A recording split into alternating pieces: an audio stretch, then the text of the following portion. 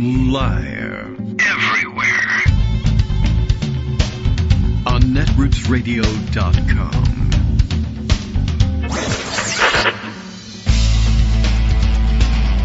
David Waldman.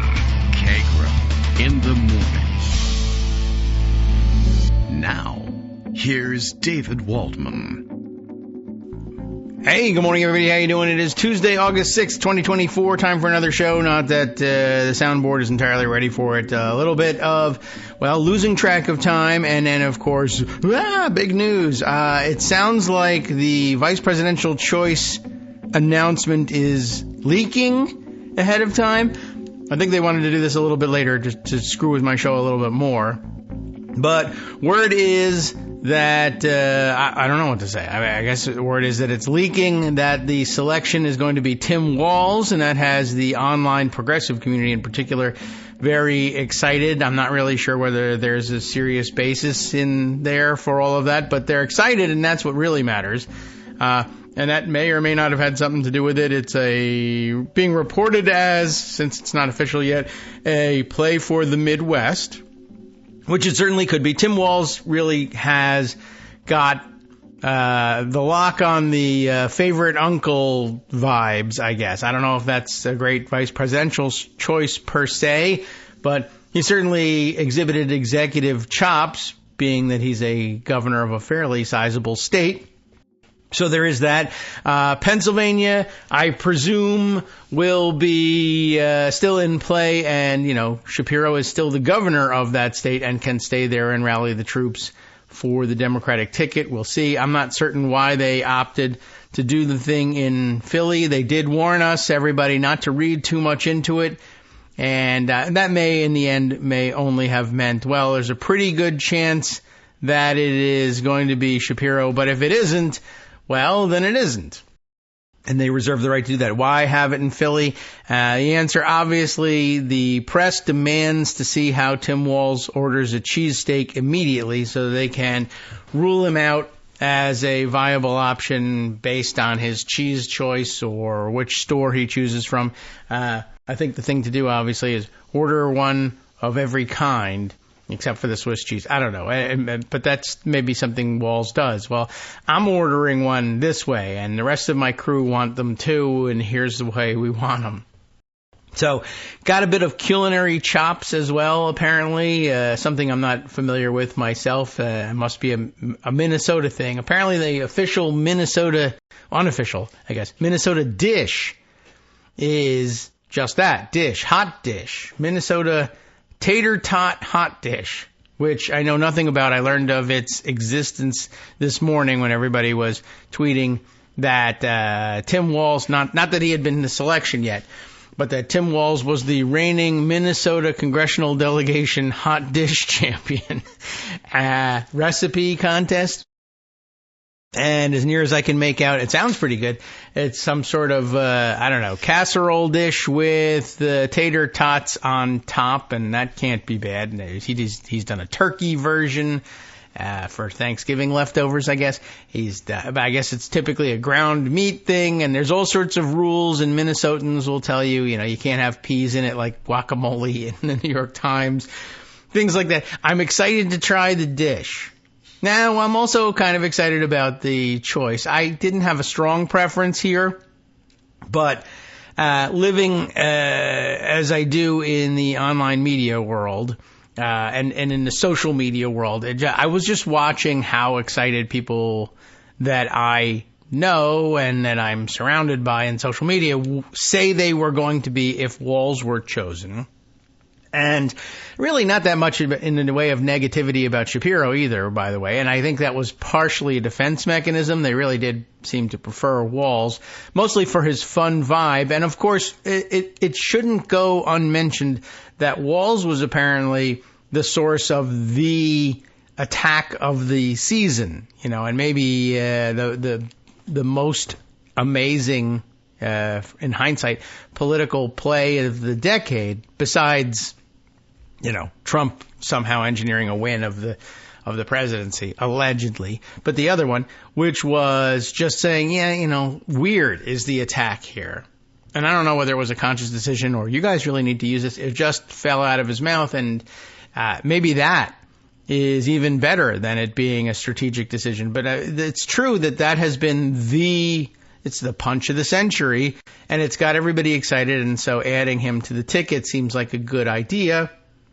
And like I said, he's got a lot of favorite uncle vibes going for him, and that seems to be worth a lot online, and it's got people excited. The vibe was, for those of you who haven't been exposed to it, the vibe essentially was, oh my God, I hope he picks Walz. Oh my God, he picks Walz. Oh my God, I hope he picks Walz. I know he won't, though. He's going to pick Shapiro. I know. Why am I getting excited about this? Because if the Democrats were to pick Walz, then it would show that they were actually sort of like tuned in and understood where the excitement was. And Democrats, you can never really listen. You can never really depend on them for that. I mean, that was the vibe. And then they got the leak that they got this pick of Walz, and the excitement is, well, palpable, if not off the charts. Shapiro, I think they were getting a little annoyed with the prospect because he wasn't that exciting to them. But then it seemed like it was more because, well, their choice is Walz for whatever reason, and they want to get their way. That may or may not have had anything to do with it. There's certainly justification for going with Walz on other grounds. Although I will note this, somebody made a good observation, and I didn't put it aside, and I wish I had. But the pushback on Shapiro, Greg addressed it the other day. The pushback on Shapiro was that he was going to be too strident, perhaps, in his support for the current Israeli, for Israel. He wasn't, as Greg pointed out, he's been actually quite harshly critical, maybe the most critical of any of the contenders of the Netanyahu government in Israel. But that, he is supportive of Israel. And somebody pointed out, in the end, a qualitative review of the positions taken and statements made on the subject of Israel, and in particular the war in Gaza, by all of the leading contenders, there's just not that much daylight between them. And as Greg pointed out, perhaps in the contest, if there is one, on who's been most vocally critical, most harshly critical of the Netanyahu government, Shapiro perhaps comes out ahead. But this other person's point was the scrutiny of Shapiro's record is different and more focused than Walz's, because they've been pretty much in the same place, but as a Jewish candidate, Shapiro apparently subject to greater scrutiny on the subject, and that maybe that is a little bit of a tinge of, well, at least if not anti-Semitism, that you are approaching your evaluation of a Jewish candidate differently than you might approach the evaluation of anyone else. And that seems to ring true, and it's something to keep in mind. So, at any rate, this appears to be the case. It's too late now. Everybody's all excited about it, and you can't undo it. And so there would be a great leak if that was the case, right? Wow, I think it was Shapiro. Well, let's leak that it's Walz, and then she won't be able to reverse course. She could, of course, if she wanted to. But there you go. That's the big news of the day. I'm sure, let's see. It is 6:10 on the West Coast. Do they know yet? Has the West Coast landed in the morning? Have they put their feet on the floor yet to find out? We'll find out later on if we get a chance to talk to Joan McCarter. I mean, it's kind of a busy day, so who knows what sort of activity there is going on in Daily Coast world, but I imagine she'll be able to check in. And if not, if she sends a note somehow that says, well, we're going crazy here trying to cover the decision, I can at least say, type me something I can read people about what you think about the decision. Okay, so there you have it. Everybody up and running around in circles, and that's pretty interesting. My theory, by the way, so far already shared on social media, so many of you may have already seen it, that the reason that the choice took so long to finally see was that it was, of course, a featured event, a featured replay on Peacock, and therefore you can't see it for like 6 hours after it actually happens. My smart TV was not very smart, or maybe it wasn't a smart choice. I don't know. It's a fine TV, but as you know, I'm sure you're having the same experience. Many of you are in the same position. Even if you still have access to local channels, you want to stream specific sports and specific events online, and Peacock seems to be NBC's app of choice for doing that. And they're trying to, maximize the profit, realize maximum profits from out of this broadcast. They paid $1 bazillion probably to get the broadcast rights. So, they make sure that there are plenty of commercials mixed in with most of the coverage. Occasionally they do some things with minimal commercial interruption, as they say. But also they've managed to structure it such that if you fast forward in the stream, if you're trying to search for a certain event, they give you a 4-hour block of something, and they say, well, I want to see something that happens somewhere in the middle. I'm not exactly sure where, but every time you scroll, every time you come back from the scroll, the scrub, if you will, then it plays you 2 minutes of commercial. So if you're trying to find something inside of a 4-hour block, you've probably all had the same experience. You'll sit through 10 minutes of commercials before even getting to maybe sort of kind of near where your preferred event or competition actually appears. So there you go. The Washington Post is the first one I've seen across the finish line with an actual, not print, but digital declaration that it is Walz. Chris Geidner passes on the Washington Post's quickie post on it. Harris picks Tim Walz as VP ahead of multi-state tour. That's important because it gives me a link to hand over to Scott to put into the whatchamahoozy. Although it is, of course, one of their ongoing coverage things, and so no real idea whether or not it's ever going to come back to that URL when we click on it. Anyway, by the time Scott gets around to it, you will have heard that Tim Walz is the pick. So a very exciting day. It is from inside the social media bubble. It appears as though it's generating a lot of excitement. People are overwhelmed by the fact that what appeared to be their choice. I mean, I don't really know what drove that. It may very well have been online Walz hype people. Because, he's not without that skill. But whatever it is, he convinced everybody that they had to have him and that they didn't think they were going to get him. And then they did. Now, what would be really brilliant is if they knew all along that it was going to be Walz and they said, let's have the event in Philly so that everyone thinks it's Shapiro. Except for that wouldn't be very brilliant for poor Shapiro, unless he knew all right ahead of time that was going to be the case. All right. Well, that's very interesting and all that stuff, but I don't know much more about Tim Walz except that he's, seems to be photogenic. It'll be interesting because I could see it inviting attacks, interestingly enough, from Donald Trump, about Walz's physical appearance, which of course would be ridiculous and hypocritical coming from Trump. So probably, you're going to see it. And with him having such a sympathetic profile and like I said, the favorite uncle kind of vibes, I assume that would backfire horrifically, which is why I anticipate it happening. So, wow. I don't know. It's a nice start to the day. That's certainly true. Let's get down to business about some of the other things that were previously dominating the morning news. It is Tuesday, so that means we've progressed to a new day, and that, of course, means that there will be new secret bribes coming to light, having landed in Clarence Thomas's lap, probably from Harlan Crow, but certainly whichever of his favorite billionaires it is today. And, oh, look, there it is. What do you know? I said it without knowing that there was going to be an article, but guess what? There is one.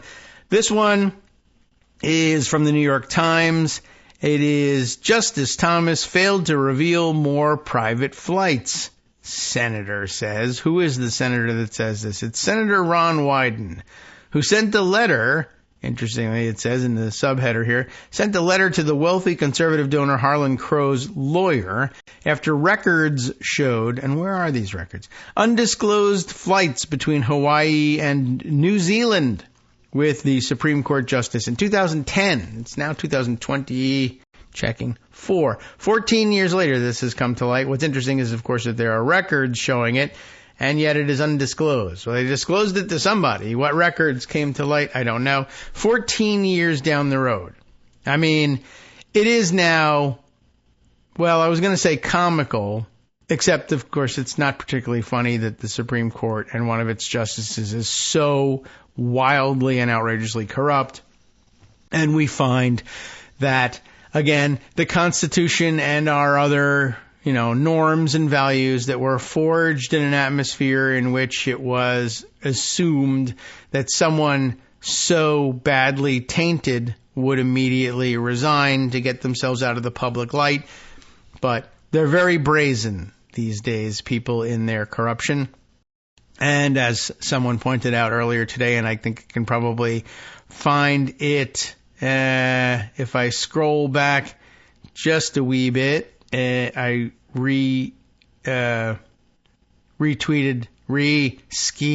someone on this. Yes, it was Eric Blair, who taking or playing off of the, it looks like screen capped from the Other Bad Place tweet of Norm Ornstein on the subject. Norm saying there is one certainty in all of this. There are more lavish gifts, more lavish trips that he continues to hide, knowing that it is illegal to do so. Clarence Thomas has competition, but is the clear gold medal winner as the most corrupt justice ever.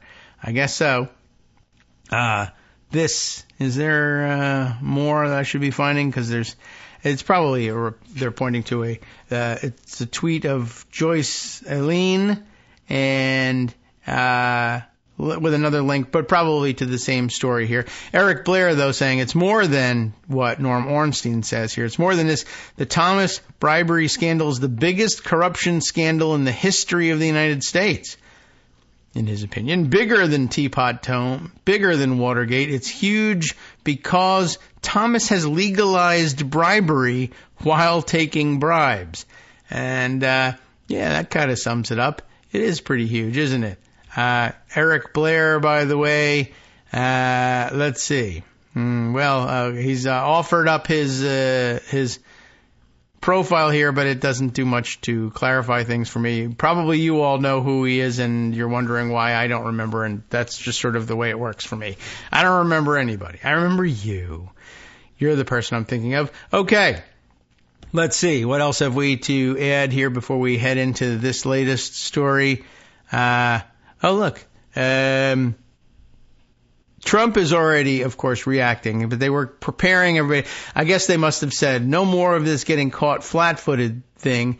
Let's have a press release ready to go that says that Josh Shapiro would be the worst VP in history and that Tim Walz would be the worst VP in history and that anybody else who might have been in contention would be the worst VP in history. Let's just roll it out. Here's what they have on the Tim Walz front so that you know why he would be the worst in history according to a Trump worldview. He's even worse than dangerously liberal and crooked Kamala Harris. He's that bad, it says. This is terrific. He'll unleash, all caps, hell on earth. Well, damn it.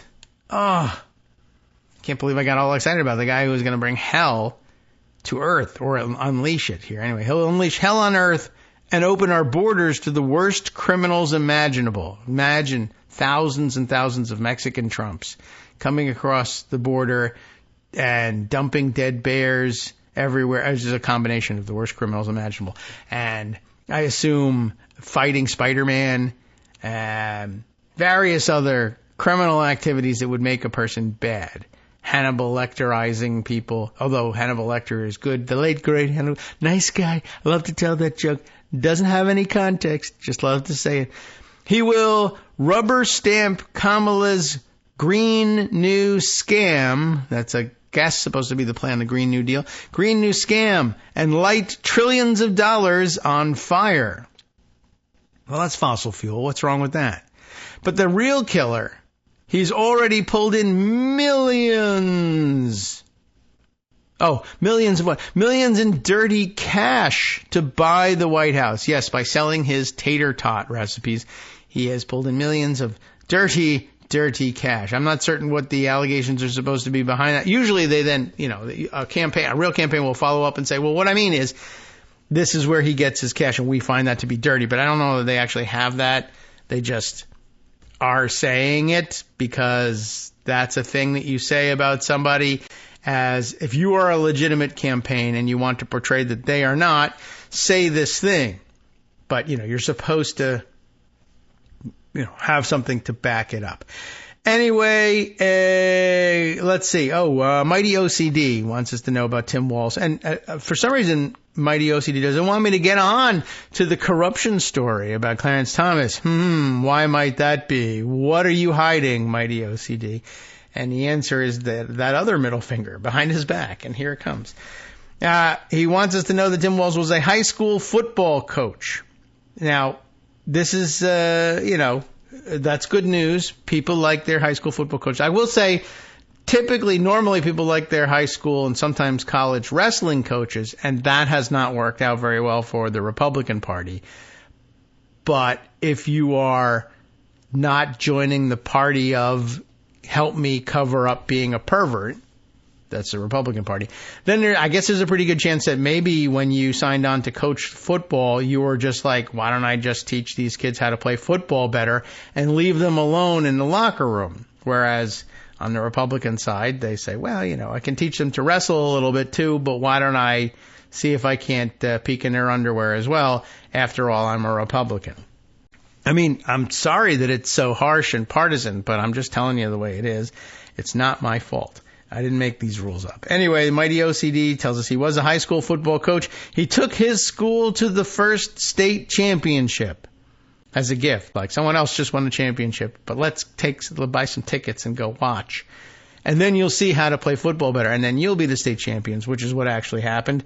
The first time at this school, he was a history teacher. That is helpful. Generally speaking, he taught in China right after college. Of course, Trump will say that's where he learned to be a communist. It's not my fault.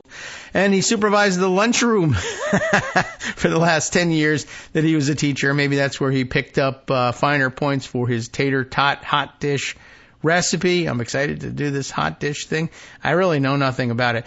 And he's going to eviscerate Trump and Vance. And I like that part the best. Okay. So we'll find out. Like I said, excited to find out about Hot Dish. Excited to see how he does with the cheesesteaks. Dave Karpf already letting him know. Don't order the Cheese Whiz. Don't fall into that trap. Order provolone. Cheese Whiz is garbage. You'll get, in fights in Philadelphia over that, but I couldn't really tell you. I mean, there's no way I'm eating Cheese Whiz, just period. I can't run for office because of that. I don't like cheese generally, which is also bad for politics. Like I can't win in Wisconsin. But I don't know. I've been getting better with certain bland, mild cheeses, which should be fine for the Midwest. I could probably get some cheese curds in and eat those.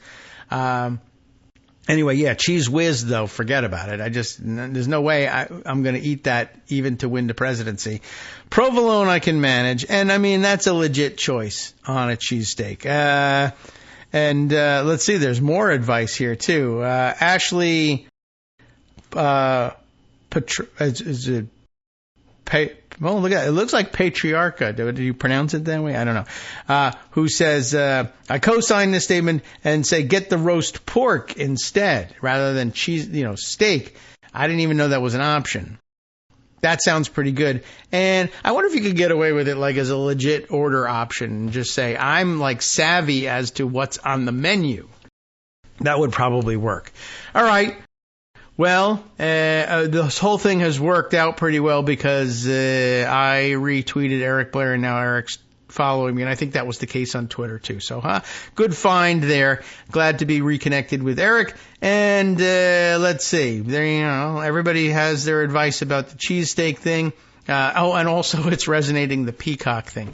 That whole thing has been a disaster. But they seem to be I guess they're making money with it. I can understand them forcing me into commercials all the time. All right, now we're up near the next break, so I'll just tell you, look, Clarence Thomas, super corrupt, and we're still finding ancient luxury trips. And by the way, flying to New Zealand, no small thing. That's a very long flight. It's a very expensive flight. He started the flight in Hawaii, which I guess shortens the flight, but how did you get to Hawaii? Anyway, another luxury trip that, again, every time you catch him red-handed, he says, oh, all right, fine, I flew to New Zealand. All right, well, I mean, we just heard that you built a rocket and flew to the moon. All right, fine, you caught me. That's the real problem with this. Abby Van Sickle is the writer on the piece. You'll not hear very much about it before it's time for the break, I fear. But it will make a very good second segment, I am sure it will. And just to be sure that we know what we're doing and everything comes out right, I will put Cheese Whiz on this story after we come back from break. Justice Clarence Thomas, she begins, because that's who the story is about, failed to publicly disclose, additional private travel provided by the wealthy conservative donor Harlan Crow. A top Democratic senator said in a letter on Monday, Dear Clarence Thomas, I caught you. This is actually a letter to Harlan Crow's lawyer, and it's not even a different billionaire. It's just very interesting that we have known for a very long time that he's been corrupt and taking gifts from Harlan Crow, and it still takes this long to dig up all the different gifts that went undisclosed. Customs and Border Protection records are where they found this out and revealed that the justice and his wife, Virginia Thomas, the insurrectionist, took a round trip between Hawaii and New Zealand in November 2010. Sup fam, it's your boy Darwin, aka Darwin_Darko, aka the most reasonable man in America, aka KITM's senior black correspondent. You might remember me from such recordings as Spacemen vs. Space Cadets and We Need to Talk About Joe Biden. Today, I want to bring you good news about that thing you've been struggling with. Do you suffer from giving too much of a damn? Do you turn on the series of tubes and find yourself outraged at the particular way some news organization strung some sentences together only to realize, nope, this is not some fictional hellscape? Well, guess what? You no longer have to accept the life of giving too much of a damn. You can do something about it, because even you, yes you, can be a show contributor. Now I know what you're thinking. Hey, Mr. Most Reasonable Man in America, I'm not some professional podcast talking guy. Don't worry about it. Do you have a smartphone or some other electronic recording device? Well, that's all you need. You too can have a segment where you can read us an important article and give us your take. Read one of your own original essays, or even just give us your commentary on something you'd like to share that's important to you. Fair warning though, side effects may include general punditry, having opinions and hot takes, getting stuff off your chest, and hearing your own voice. If your recording lasts longer than 5 to 7 minutes, please consult kagrox@gmail.com. That's KAGROX@gmail.com. All right, welcome back now to the Kagro in the Morning Show here on Net Roots Radio. I want very badly to get to the Clarence Thomas corruption story, but the social medias are abuzz with Tim Walz things, people making some great points about it. In fact, from Blue Virginia comes the observation, beginning with the question, does Donald Trump ever smile or laugh or show empathy towards anyone? Nope. And it's because Trump is a broken human being, a sociopath, a sadist, etc. And Tim Walz is the polar opposite in every way. He does come across as very warm and genuine and compatible with Kamala Harris and her, a love of laughter and engagement on these things. So it's not a counterbalance per se, but it definitely is a great counter to the weird and oppressive vibe from the other side. Let's see. Also, some other observations on the same subject. Radley Balco apparently taken with the opportunity now for Walz to say to Vance at an upcoming vice presidential debate over and over again, what the hell is wrong with you, son? That basically sets the whole thing up. This too, other people speculating on the how and why. Let's see. This hot take on the hot dish person from Quinta Jurassic, who says, my hot take is that the main disadvantage of Shapiro would actually be that it requires prematurely picking sides among what seems to be a pretty deep Democratic bench for 2032. And that the main advantage of Walz is that it allows you to put that decision off until later. You see what's going on here? It is responded to by Stevens Points, who labels or goes with the screen name of Toss here. I like Walz a lot, but I think the most likely issue Team Harris had with Shapiro wasn't his ability to connect with voters. He's very popular in Pennsylvania.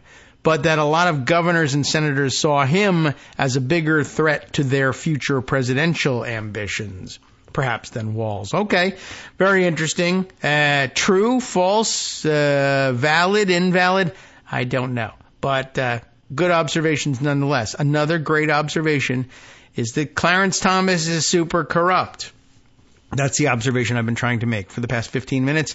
Abby Van Sickle has already made it, wrote it down and everything, still can't spit it out. But there you go. Clarence Thomas failed to publicly disclose another of these stupid, super lavish trips. He took a flight from Hawaii, round trip, to New Zealand in November of 2010 with his wife on Harlan Crow's private jet, according to this letter. Anyway, Senator Ron Wyden, Democrat of Oregon, writing to Mr. Crow's lawyer, demanded that he supply more information about the financial relationship between the two men. And the answer is he bought them outright. The letter, part of an inquiry from, that Mr. Wyden, the chairman of the Senate Finance Committee, I would like to know the finances about this purchase of a Supreme Court justice. This inquiry that he's opened into Mr. Crow and the justice comes as top Democrats have urged major changes to the Supreme Court, including an enforceable code of conduct. President Biden himself now actually endorsing that package. Brief aside, and something we probably ought to talk about in depth, is do you have a plan for actually doing this? I mean, you won't get it through the House now because it's a Republican majority. And as excited as we all are about Kamala Harris and Tim Walz and the possibility of recapturing the White House, and that now a realistic possibility, looking better than it did before, despite the fact that, you'd be voting to destroy American democracy in general if you put Trump in office. But hey, whatever, it was what it was. Anyway, what about the prospects for taking control of the House and or keeping control of the Senate? And it's still pretty slim.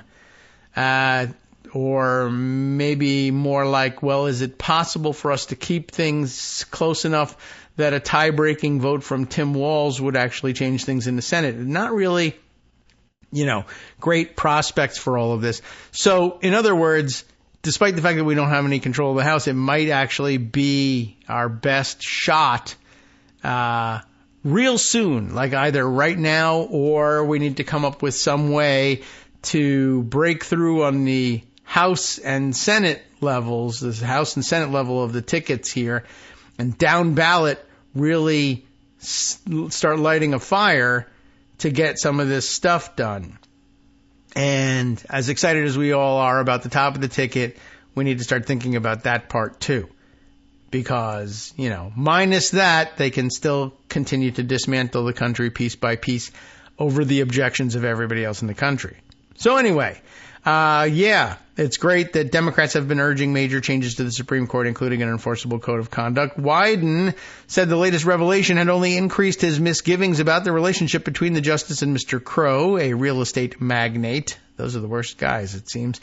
I am deeply concerned that Mr. Crow may have been showering a public official with extravagant gifts. Well, he has been. Then writing off those gifts, by the way, to lower his tax bill, which is even more audacious, if you ask me. Not enough that you've purchased the Supreme Court justice's vote and can steer the outcome of major issues, not only pertaining to your business, but just things that bother you, socially speaking. You can just call up a justice and say, get rid of this crap, would you? And he will. Meanwhile, he's writing off the bribes from his tax bill. Justice Thomas, of course, did not immediately respond to a request for comment on Monday. A spokesman for Mr. Crow, Michael Zona, said that his lawyers had already addressed Senator Wyden's inquiries, which have no legal basis and are only intended to harass a private citizen. Really? It accused Mr. Wyden of a politically motivated effort to undermine the Supreme Court. Oh, well, as you know, every Republican accusation is a confession, so thank you for that. The statement added that Mr. Crow had, quote, always followed applicable tax law. We just don't think that most of tax law is applicable to him, because he's a very rich person. I don't know if you know this. We consider this matter settled and refer Senator Wyden to our previous correspondence, the statement said. Justice Thomas has previously said that he did not believe he needed to disclose gifts of personal hospitality from friends who did not have cases before the Supreme Court. That's actually not true. He did believe it, perhaps, although maybe it's not even true that he believed it, but he was wrong either way. And so, you know, what can I tell you? Go screw yourself, essentially. And now that you do know that everybody expects that you will disclose gifts of personal hospitality from friends, even though they may not have cases before the Supreme Court, though Harlan Crow certainly does. Now that you know, why don't you tell us, oh yeah, well, there was the time I flew to New Zealand, there was the time that I went to this, there was the time I went to that, they gave me a camper, a mobile home, that I said I was going to park in a Walmart parking lot and just hang out with regular folks, but I never did because I was too busy flying back and forth to New Zealand and going on super yachts, etc. But now that you know, you could be disclosing this stuff, but you're just not. That's bad. By law, justices are required to fill out a financial disclosure form each year, including, among other things, outside sources of income and gifts. But Justice Thomas's form for 2010 does not list any flights on Mr. Crow's jet. It's interesting, too, just generally speaking. Well, I didn't think I had to disclose them. Well, you might be telling the truth that you genuinely believe you didn't have to disclose them. But why not disclose them? You have a lifetime appointment. I mean, that's the real question, isn't it? Why didn't you're there for life. The reason you didn't disclose it is because you thought that if people knew you were doing this, they would seek to exercise the one remedy they have in booting you from your lifetime appointment, impeachment, on grounds that you were guilty of taking bribes. That is why you didn't tell anyone. Don't tell me my pen ran out of ink or my hand cramped. I didn't feel like writing. Everybody hates paperwork. I just didn't feel like it. Well, you know, to the extent that their justices are required by law, it says, to do this. And by the way, that's shaky too, because they are who they are, right? I mean, ultimately, supposing Clarence Thomas's lawyers come up with an argument that said, well, I know by law I'm supposed to fill out this financial disclosure form, but I argue that it is not clear. The law says this, but what Congress really meant when they said this was that either justices don't have to, or even though they have to, if they decide not to, there is no remedy as against them, or Clarence Thomas personally doesn't have to do this. I think the founders meant that. The founders knew I was going to be born, and they meant for me to be accepted from the law. Now, as dumb as that is, where do you ultimately have to make that argument? Well, it's before the Supreme Court. So, you know, well, for one thing, he's not going to recuse himself because the law doesn't say he has to do that. So he'll vote no. Alito will vote no. And then, you know, it'll be a question of, do we circle the wagons for this guy or for our party? And with 6 of them, they can just circle the wagons for the party and just say, that's not bribery. Or it is bribery, but it's okay, and you have no remedy against us. By law, justices are supposed to fill this thing out. Well, we're the law. Thank you very much. Go F yourself.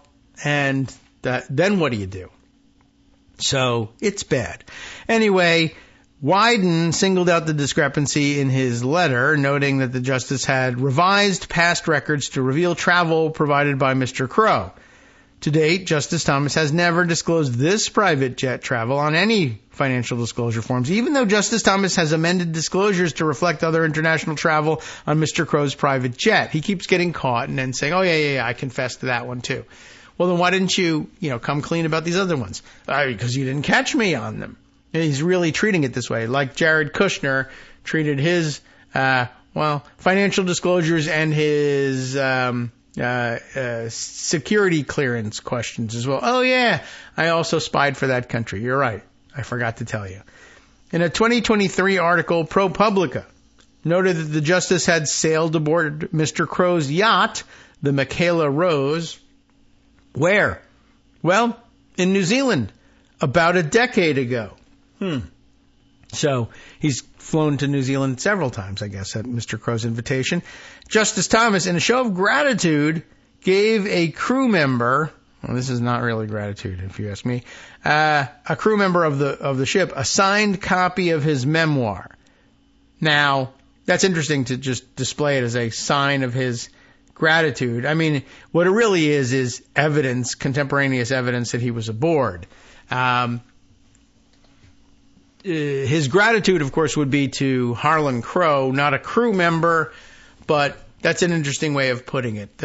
Maybe it is his son. Maybe that's the way he manifests gratitude. He's a weird guy. It was not immediately clear whether the 2010 flight disclosed by Mr. Wyden was part of the same trip, or how Justice Thomas and his wife traveled to and from Hawaii. That also part of the mystery. My guess is also on Harlan Crow's private jet or someone else's private jet. And let's say in 2023, I guess they were saying about a decade earlier he had been on the yacht in New Zealand. That would be about 2013. This is a 2010 trip. Enough time has passed that the 3-year window might still be, it's possible it's the same trip. Or it is possible that he's made multiple trips to New Zealand at Crow's expense. Wyden also cited reports that the justice had accompanied Mr. Crow to Greece, Russia, and the Baltics. None of these trips are noted on the justice's financial disclosure forms, because then you would know that he was on the take, and he didn't want you to know that. Don't you understand? In his letter, Mr. Wyden said that determining the means and scale of Mr. Crow's undisclosed largesse to Justice Thomas would be critical to informing legislation that the committee was drafting. I remember that's thanks to Trump litigation over his tax returns and the very clear mandate that gives the authority to the House Ways and Means Committee to subpoena his tax records. They had litigation over that. You got to have a legislative purpose in all this. This also came up in the impeachment context. You can't question us because reasons. Well, sure, we can question you. And by the way, we have very strong grounds on which to stand. We're fulfilling the constitutional duty of impeachment in this case. Well, okay. Eventually they'll get around to impeachment here probably as well. But yes, they want to design new legislation about Supreme Court reform, and this will inform it. Revelations that some justices, multiple, had failed to disclose luxury gifts and travel from wealthy benefactors have spurred Democratic lawmakers in recent weeks, President Biden himself even, to push for toughening the ethics code. Grr. Among other proposals, as at the Supreme Court. Such efforts face long odds in a divided Congress where Republicans in office want to protect the right of Republicans to continue to take bribes from wealthy people. Meanwhile, once again, reminder that Elena Kagan wouldn't accept bagels on her birthday or whatever it was from her friends because that could look like it was an illegal gift. You imagine passing up on that and then finding out that your colleagues were just flying all over the world every vacation? Well, it'll make you mad, I think. A White House spokesman said that the news of the undisclosed travel reinforced President Biden's call for an enforceable code of conduct. The most powerful court in the United States shouldn't be subject to the lowest ethical standards, and conflicts of interest on the Supreme Court cannot go unchecked, said the spokesman, Andrew Bates. They can. They shouldn't. But they can. And I think that in the end, they probably will, given the political dynamics. Unless, of course, America changes course and hands over large majorities to Democrats in both the House and the Senate so that they can, dispose of Clarence Thomas the way he needs to go out, by impeachment. Mr. Wyden's letter provided a glimpse into the congressional investigation of the travels and gifts from Mr. Crow to Justice Thomas. Mr. Wyden accused Mr. Crow of failing to hand over comprehensive information about his travels with the justice, saying he would give Mr. Crow one final opportunity to address the tax treatment of yacht and jet trips involving Justice Thomas. That's why that's the claim of jurisdiction for the Finance Committee. We think you're also cheating on your taxes. Although Justice Thomas had claimed the travels were personal hospitality and therefore exempt from public disclosure requirements, Mr. Wyden wrote legislators wanted proof that Mr. Crow had not claimed any tax deductions as business expenses for hosting the justice on his yacht and private jet. It's an angle. The Senate committee has not yet sought Mr. Crow's tax records from the IRS and hopes that Mr. Crow will voluntarily comply with the request to turn over the information, said Ryan J. Carey, a spokesman for the Finance Committee chair. That's Wyden, of course. Mr. Carey said that exercising the committee's power to seek tax records is a long process, and that if Mr. Crow's tax treatment of the yacht is legitimate, he should be willing to say so. And, it's not 100% guaranteed that he did do this. I mean, it may very well be the case. I'm a billionaire. I didn't actually claim any deductions. I was trying to bribe him the best I could and cover it up so I didn't put it in my records anywhere. It's a larger expense that way, but it would be pretty audacious if he was also taking tax deductions about it. But I guess that's just speculation, and it's the hook for getting a hold of those tax returns. Well, if you didn't do it, then prove it. Give us your tax returns. If you did do it and you're going to resist because you know you did it and you didn't want us to see, then we'll subpoena your tax returns. Other Democratic members of Congress have also sought to hold Supreme Court justices accountable. In June, a separate congressional investigation into Justice Thomas revealed 3 additional trips aboard Mr. Crow's private jet that he had not included on his financial disclosure forms. One to a city in Montana, near Glacier National Park in 2017. I'm sure it was beautiful. One to his hometown, Savannah, Georgia, which also in its own way is quite beautiful, in March of 2019. And one to Northern California in 2021. Well, Northern California is disgusting, as everyone knows. That too. He loves beautiful natural surroundings. And quite honestly, even crappy natural surroundings are probably better on a billionaire's plane and yacht than otherwise you would experience. As lovely as your motorhome is, a Walmart parking lot is still a Walmart parking lot. I mean, it's not Walmart. I mean, that's not great either. But a parking lot is a parking lot. I say this without having, seen the world's most beautiful parking lot, but I've never seen it ranked. In July, shortly after the Supreme Court granted substantial immunity to presidents, Representative Alexandria Ocasio-Cortez, a Democrat of New York, if you know who she is, introduced articles of impeachment against Justice Thomas and Samuel A. Alito Jr., another justice of the U.S. Supreme Court, in case you didn't know. She accused them of failing to disclose their travels with benefactors and contended that they should have recused themselves in cases that involved efforts by Donald Trump and his allies to overturn the results of the 2020 election on account of them being personally sympathetic to the insurrectionists and or having wives who were either sympathetic, in the case of Alito's wife, or actively plotting the coup in the case of Thomas's wife. Mrs. Thomas, of course, it is noted parenthetically, was actively involved in that bid, that is the bid to overturn the election results, and flags used to support the, quote, Stop the Steal movement have been spotted outside the Alito's homes. Ms. Ocasio-Cortez's move, broadly considered a political maneuver because Republicans will block it, has no realistic chance of advancing in Congress. Not this one. But, of course, it has no realistic chance of advancing in Congress, not because it is without merit, but rather because it is with merit. And if Republicans allow it to proceed on the merits, they will look bad. I mean, you could say that. Under mounting pressure, the justices issued an ethics code last fall, the first in the court's history, but many experts quickly pointed out its flaws, particularly given the lack of an enforcement mechanism. In a recent speech, Justice Elena Kagan acknowledged those shortcomings and suggested that the Chief Justice could appoint a panel of respected judges to enforce ethics rules. Well, good luck finding respected judges and enforcing those rules. We'll see what comes of it. But you just had to know what details there were of further evidence of Clarence Thomas's complete and thoroughgoing corruption. Okay, so with that out of the way, what else have we put aside for everyone to share? Well, there's this one from New Republic. Let's see if we can. Is this something we can open up or not? Oh, and I should open it up differently so that we can stay in pocket in this tab. Trump fans, it turns out, are in the news. People care about what Trump fans think, and guess what they think this time? Trump fans are actually, they're furious. So far, so good, right? You know, they're usually furious. Nothing different here. Trump fans furious over his, i.e. Trump's, coward decision on Kamala debate.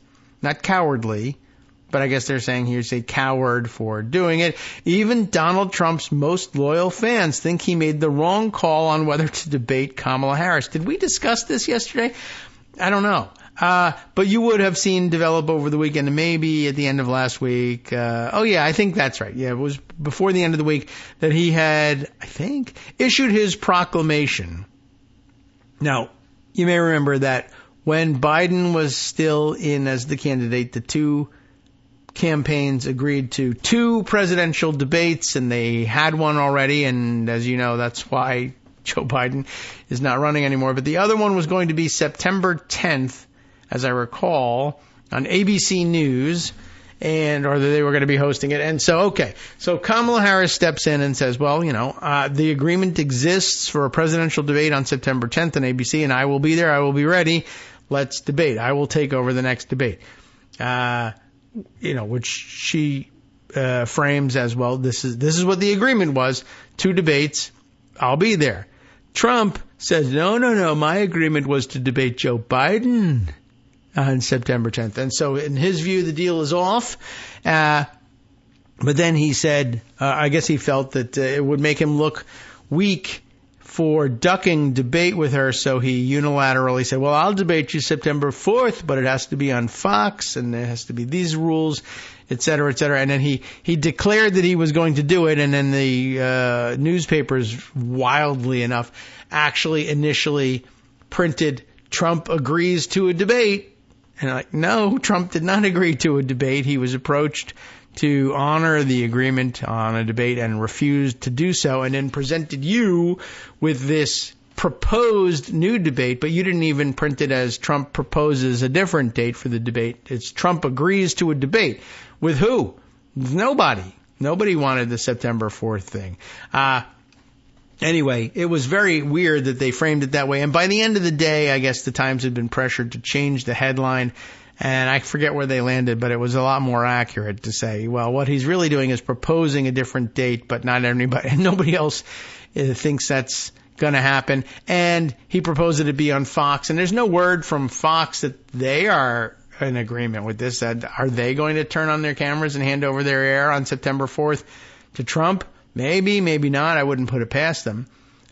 Anyway, by the way, the only real solution for any of this, for any other network other than Fox to come out with any respect at all from any Americans anywhere, will be for them to say, look, the agreement is September 10th. ABC News turns on the cameras for an hour or 2 hours, whatever they had set aside, and they show whoever's on the stage. And if Kamala Harris is the only one there, then it's just everybody gets to crap on Donald Trump for an hour, and he got nothing to say about it, and we'll show an empty podium. And that's the only way to not be taken for a ride every time with this guy. Meanwhile, maybe he goes ahead and does it. And by the way, I'm sure there was debate inside the boardroom or the editorial, whatever, bullpen, and whatever ABC may have. And they probably said, the country wants to see Donald Trump in the debate, whether it's because, on the one hand, they support him, or whether it's because they want to see what crazy thing he'll say. We know that generates income. it's in our best interest to have Donald Trump there, and we shouldn't, forego regular revenue from regular shows to preempt them for one that Donald Trump is not participating in. I'm sure that's the conventional wisdom in there. But I think America is hungry for and ready for that moment of accountability when they turn on the cameras and he's just not there. People will tune in to see. I mean, he can drive the ratings and he can, fully intend to show up and then have the biggest audience ever if he drives the story that he's not going to show up and everybody has to tune in to see whether he really does or not. But if he doesn't, even so, ABC's not a loser. People are ready to tune in for an hour of everybody dumping on Donald Trump and his not being around to answer. That would be an extremely popular program. Anyway, apparently Trump's fans are angry too. Trump fans furious over his coward decision on Kamala debate. Even Donald Trump's most loyal fans think he made the wrong call there. And it is illustrated with a picture of him at his latest rally, I think the crazy Atlanta one, in which, by the way, they had all those placards printed up for the campaign at somebody's expense here that I think used to read, "Joe Biden, you're fired." And then you would hold those up behind Trump at the rally, and they had to quick white out his name and print in Kamala Harris. And it's pretty humorous. Anyway, let's see how much of this is available to us to look at here from the New Republic. Who's writing? Edith Olmsted, in this case. Donald Trump's own right-wing social media venture, Truth Social, seemingly turned against him as users got hashtag Trump is a coward to trend over the weekend. The derisive hashtag made rounds on X. I don't know if you know about that place, but it's formerly Twitter. Yeah.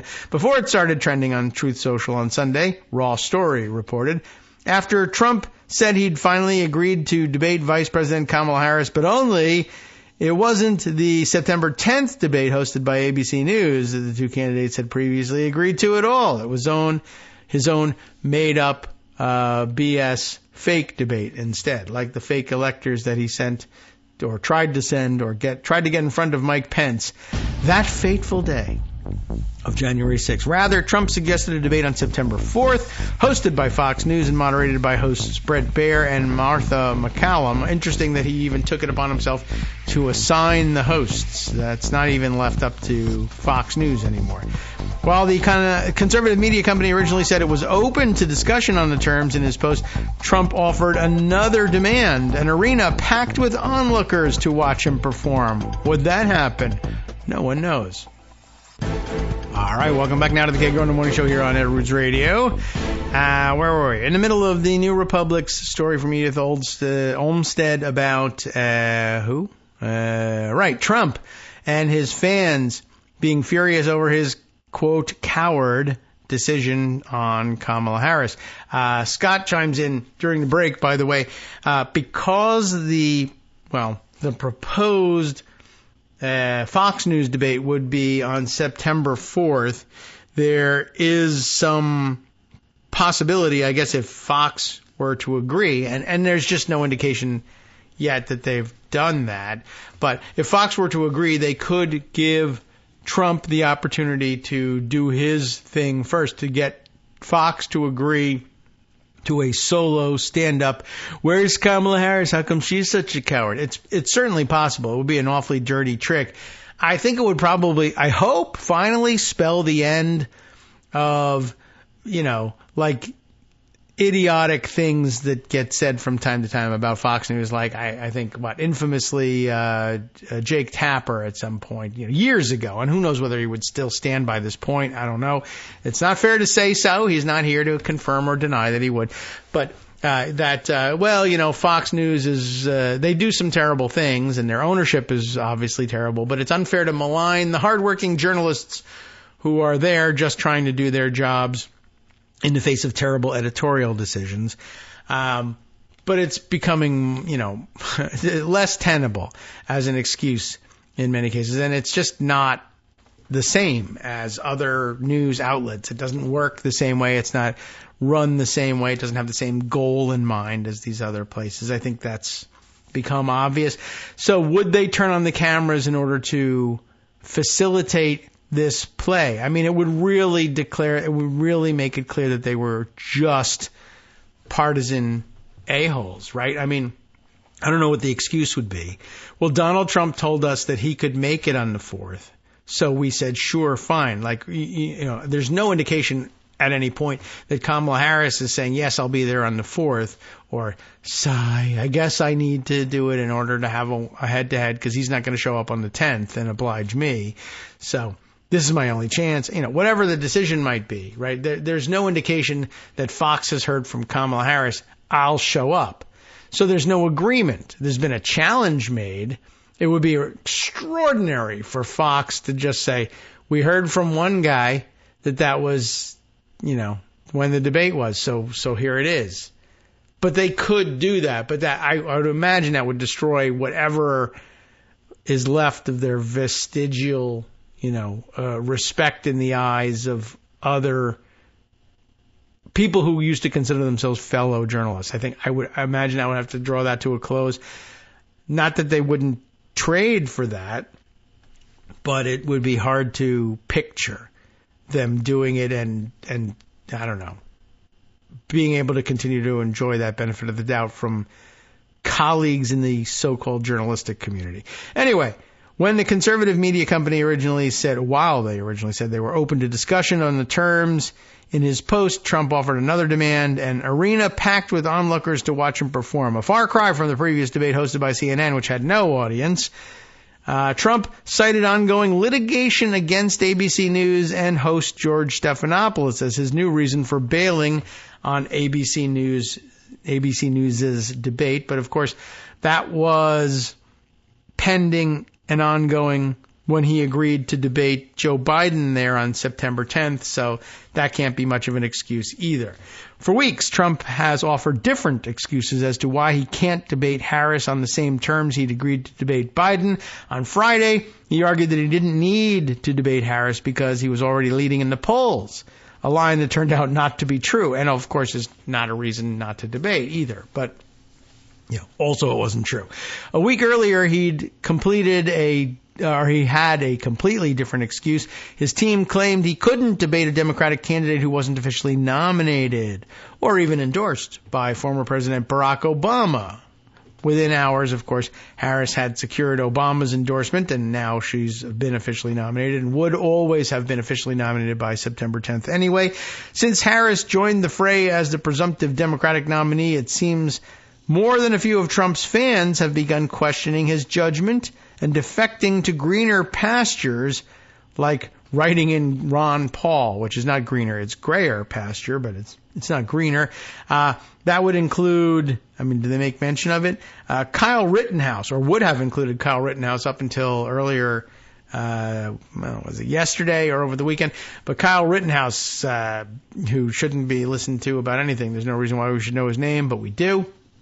And he said, I'm going to write in Ron Paul because he's something, blah, blah, blah. Second Amendment. He was going to say he's not strong enough on the Second Amendment. What else is Kyle Rittenhouse going to say? He's famous because of shooting people. So obviously he's going to limit it to that. And there's also no reason to believe that Donald Trump isn't going to be as much of a lunatic on the Second Amendment as certainly as anybody, but I guess probably as much as Ron Paul. Ron Paul, I wasn't clear on whether he was alive still. There is that. Anyway, he said he was going to write in Ron Paul. Then he was admonished and taken to task, and I think there was some probably fake Truth Social mock-ups supposedly from Trump taking him to task on this, but still, nonetheless, he came under some pressure and announced over the weekend, I think, that, no, I changed my mind.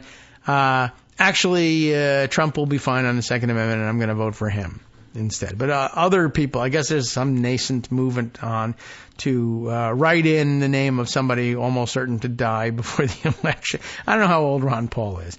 I say this without any real, I don't remember. Should we look him up? I guess he's alive. People wouldn't be writing him in otherwise. And immediately I see even in the Google searching, they don't have a death date for him in his Wikipedia entry. All right, well, how old is he? And I say this, he may be, younger than I think. But, he also may be older than we think. He is, all right, he's 88. That's, unlikely. And I'd wish him well, but I don't wish him well. So, what can I tell you? Yada, yada. All right, so everyone's going to write in Ron Paul. That's the answer to the Biden has to get out because he's too old campaign. Where were we on this, though? Let's see. There were some other people saying they were going to write in Ron Paul, as ridiculous as that is. Michael Tyler, the communications director for Harris's campaign, responded to Trump's challenge in a statement Saturday to NBC News. Donald Trump is running scared and trying to back out of the debate he already agreed to, and running straight to Fox News to bail him out. Wink, wink. He needs to stop playing games and show up to the debate he already committed to on September 10th, Tyler said. The vice president will be there one way or the other to take the opportunity to speak to primetime national audience. We're happy to discuss further debates after the one both campaigns had agreed to.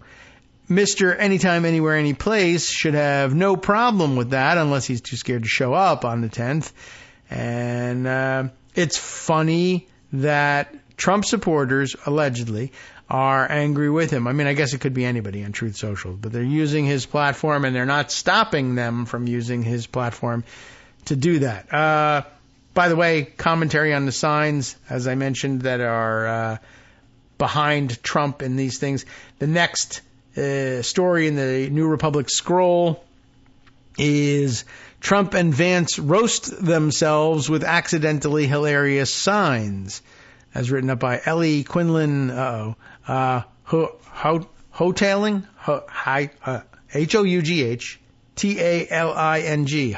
Hoteling.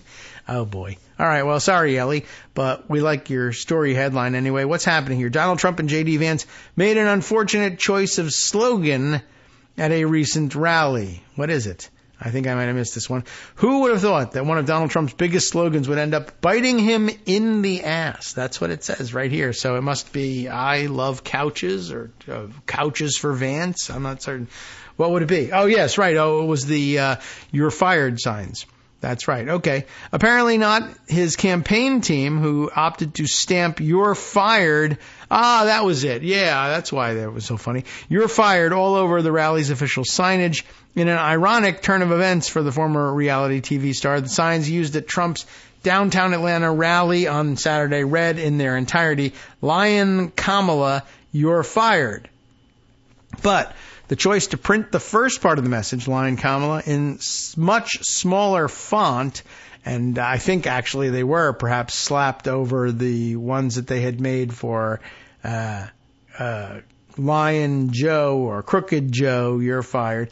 And I think that was fairly obvious that they slapped something on over it or used the same template anyway, which is at least, that's excusable. But what was funny is that they printed the Lion Kamala part in print that was a much smaller font, and it failed to translate well over TV screens. So what it ends up being, of course, is J.D. Vance appearing before the crowd with people holding up signs behind him that look like they say "you're fired" on them, and just as everybody is speculating over whether or not they're going to dump Vance from the ticket. So there you go.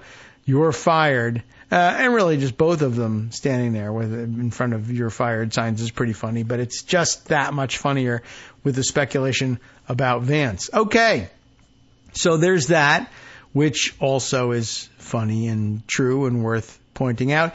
Let's see, other things that we might want to try and squeeze in before our last segment. I wanted to read to you, just to supplement what we had yesterday, about the story of the, as they say, obscure Russian-linked quote-unquote news outlet that was supposedly fueling the violence in Britain. I said that I had a Internet Archive version of the Telegraph's paywalled story about it, but I kind of wanted to dive into what's this Channel 3 Now place all about.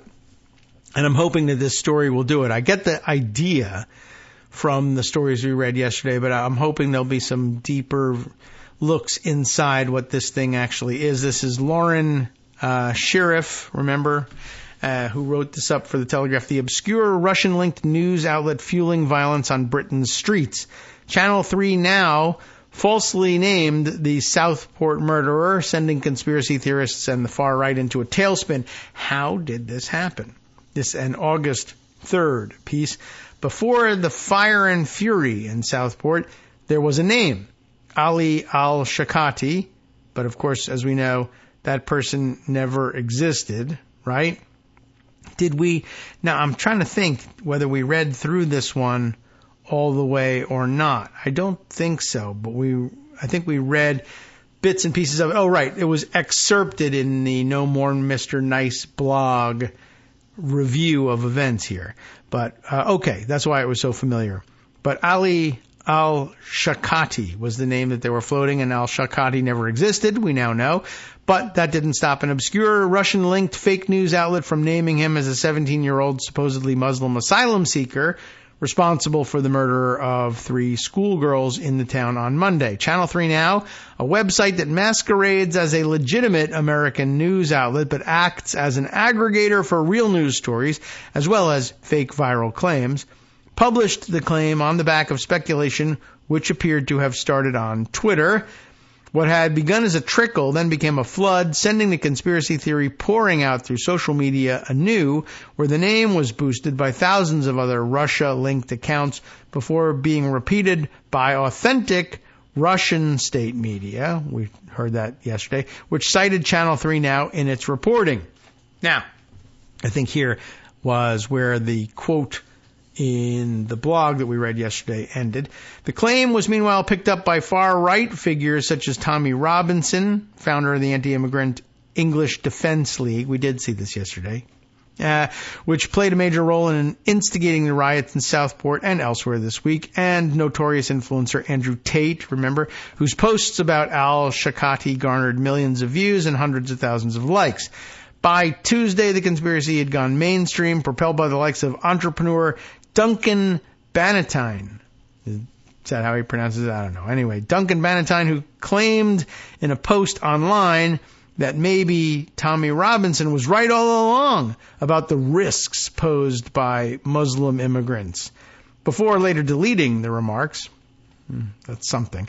And as news of the attackers' supposed identity spread, anger grew, sparking the riots that rocked the Merseyside town that evening before spreading out across the country.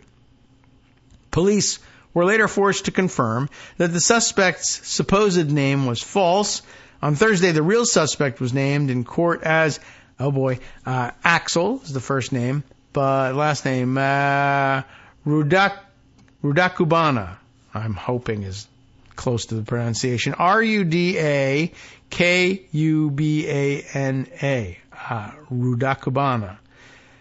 Who was, of course, born in the UK. In fact, in Wales, in Cardiff, to Rwandan parents in 2006, which just brings to mind that it wasn't long ago that the Conservative Party, the Tories, were proposing deporting everyone, no matter their country of origin, to Rwanda.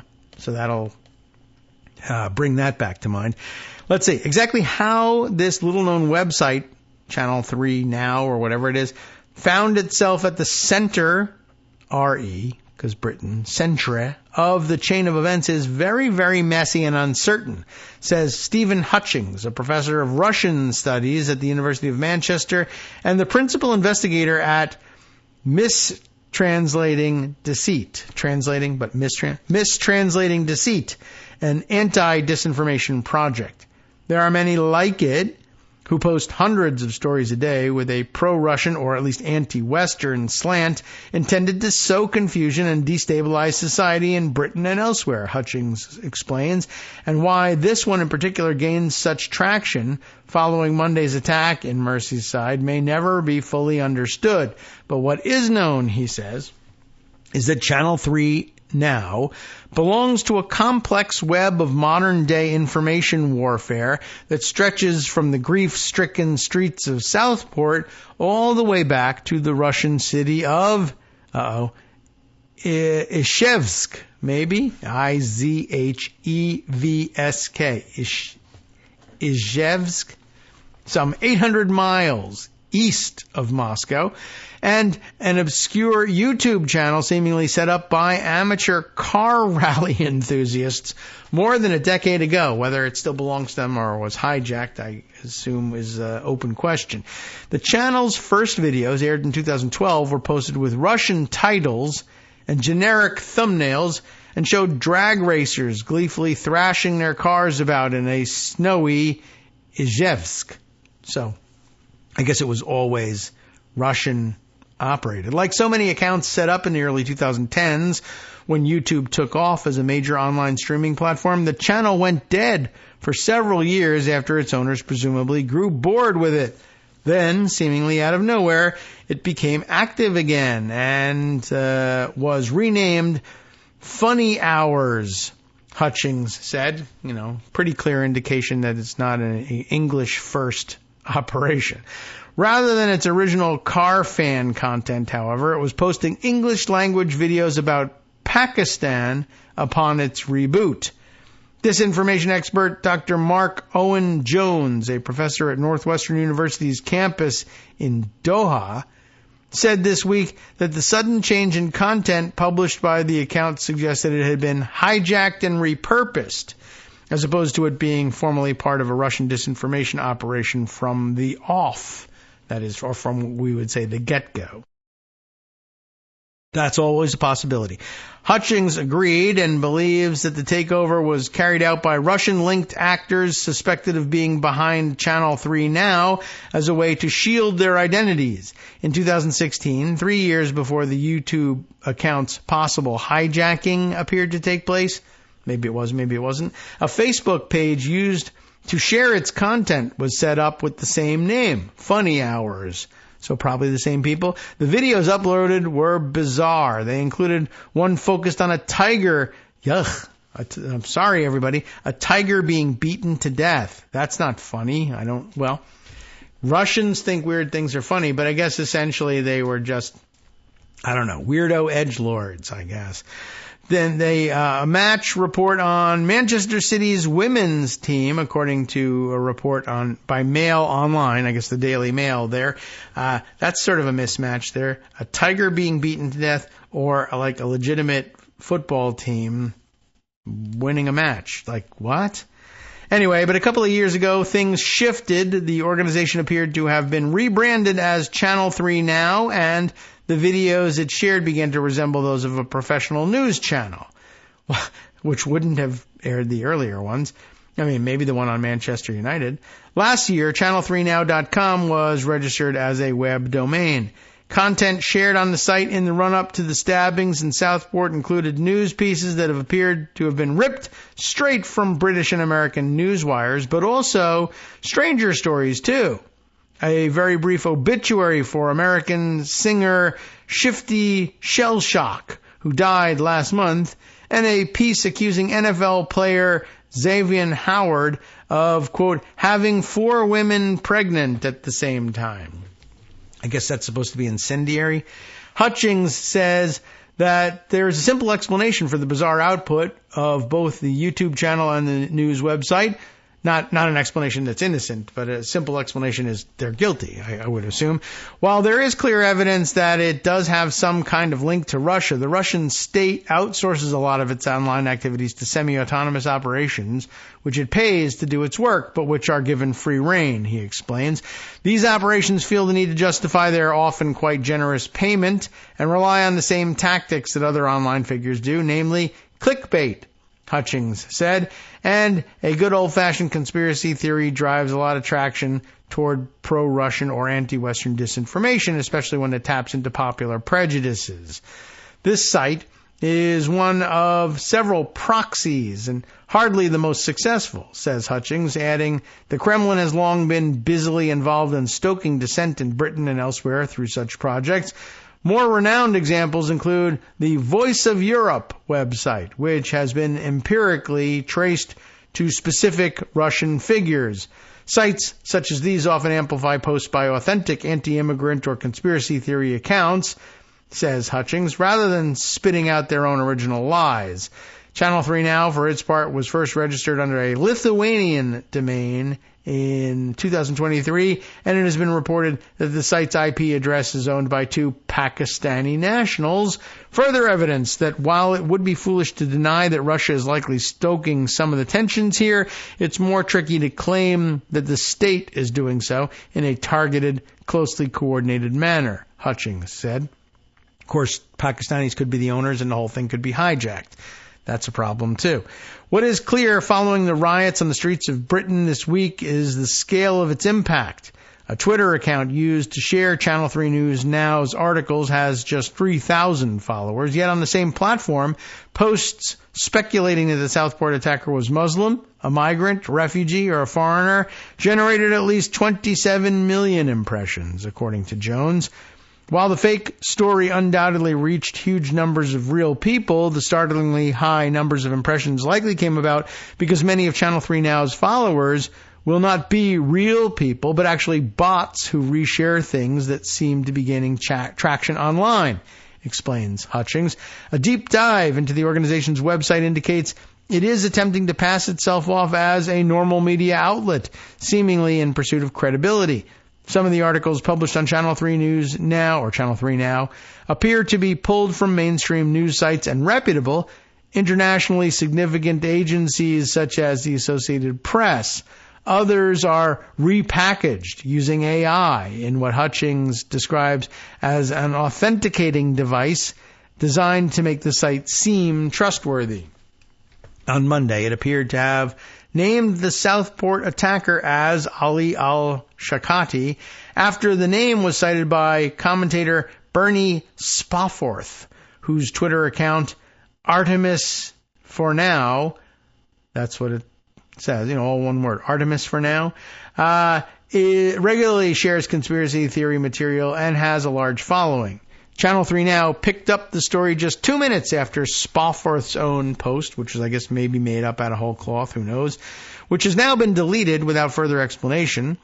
While he doesn't know with 100% certainty whether the Ali al-Shakati story was picked up by an automated program or by a person, it probably originated with someone real who saw the viral potential in the story and its divisive nature, or divisive nature, as they might say, according to Hutchings. Yet, who it could be is impossible to tell. The site has a single named author called James Lawley, whose LinkedIn account states that he owns a gardening company in Nova Scotia, Canada. How likely is all of this?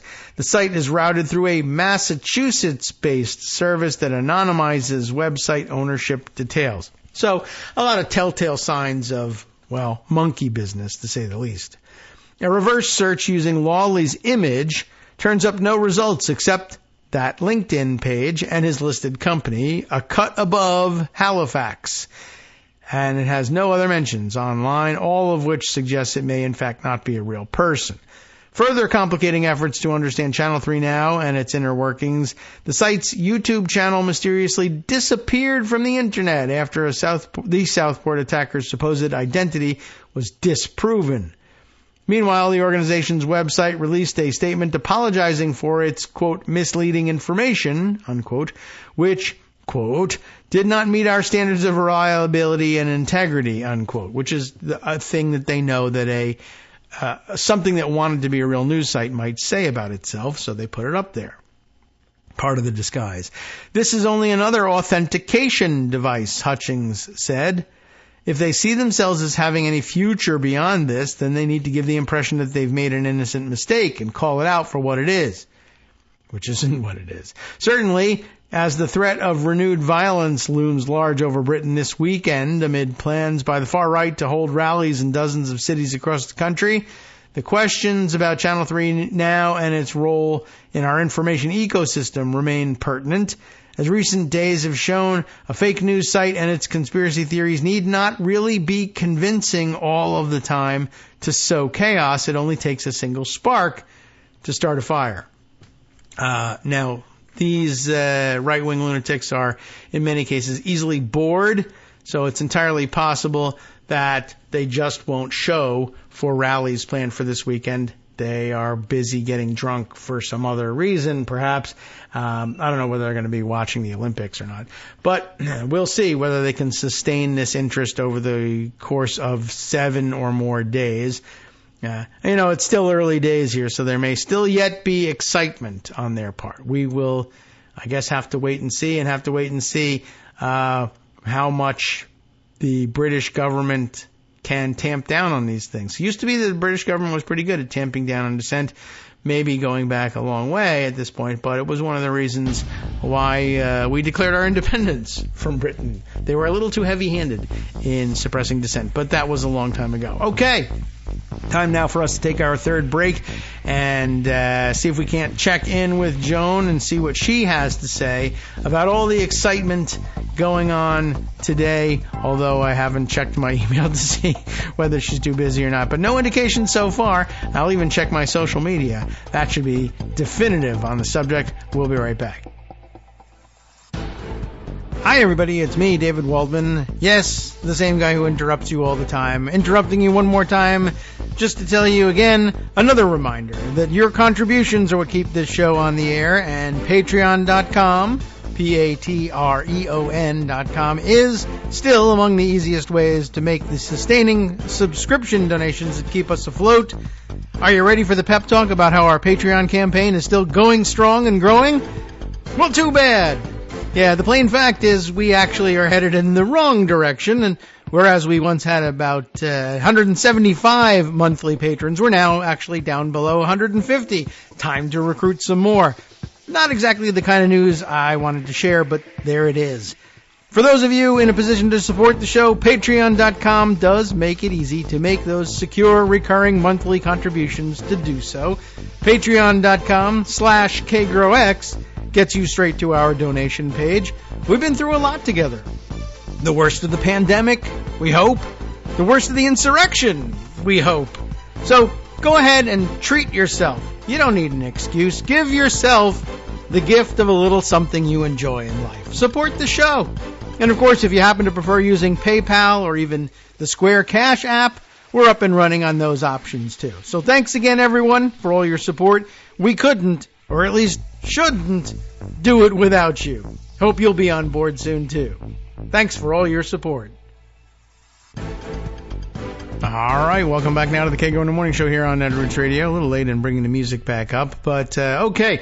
Well, still waiting to see what the status is this morning with Joan, but occasionally she rings in and just taking a sip of last-minute sip of tea, coffee, water, soup, who knows. And perhaps that's the case. Or just caught up in the excitement, and I can certainly understand that. Still a lot of excitement online about the announcement. I don't know when the official announcement is scheduled for, but probably, I don't know, now. Or maybe they already did it. I don't know. But anyway, lots of excitement and lots more speculation on how he will take his cheesesteak, including, of course, backup for the theory that I tend to share, that Walz will just eat one of every kind or buy one of every kind for the campaign crew. That also a possibility.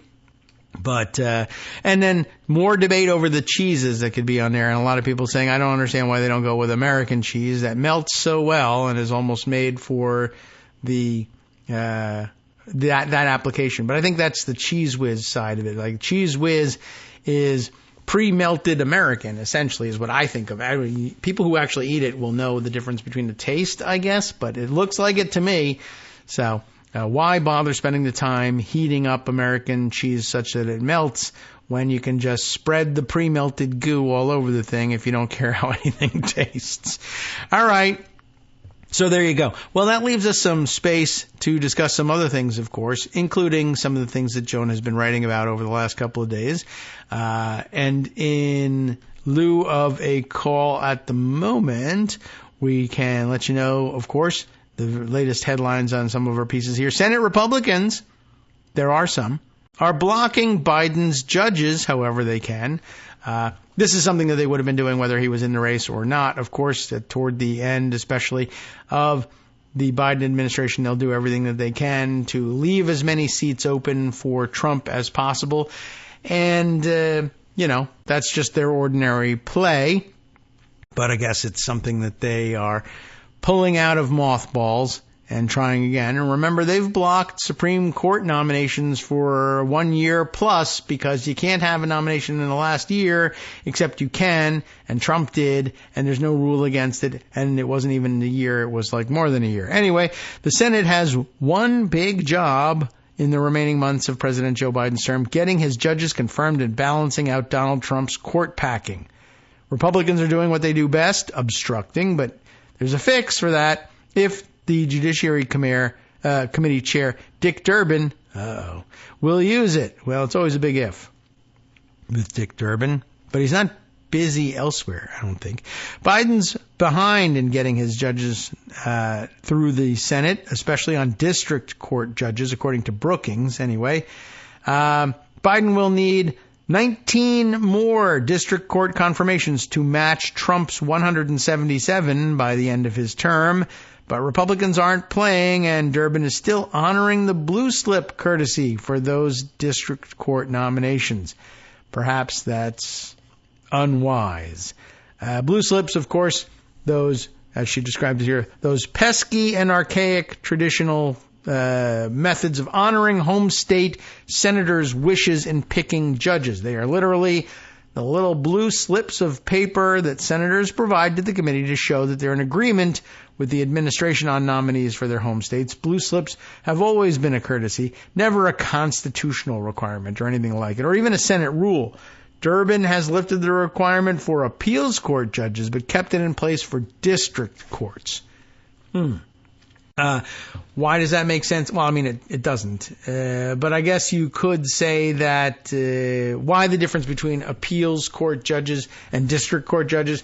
A district court, the district represented by a district court judge will be entirely within the state that that the senator is from. You know, if you're waiting for a blue slip back from the senator from, you know, whatever, Wyoming, let's say, because why not? Then you're talking about a district court that is entirely inside Wyoming. So I guess it makes a certain amount of sense, or used to, back when people were honest, to get the assent of the Wyoming senators.